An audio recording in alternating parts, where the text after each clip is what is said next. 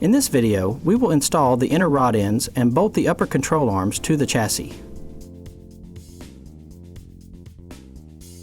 To assemble the upper control arm, follow the instructions in the lower control arm video. This will include cleaning the threads and installing the rod ends. Turn the rear rod ends out one full turn and then lock the nuts.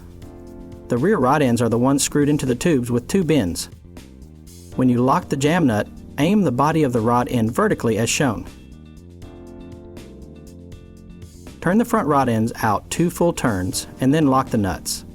The front rod ends are the ones screwed into the tubes with a single bend. These rod ends should also be aimed vertically.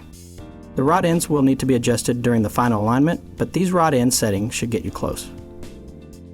Use hardware from the L23 F-baggie to attach the control arm to the chassis.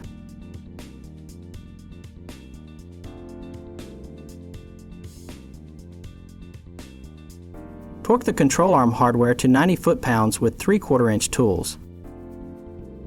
Repeat the installation on the other side of the car.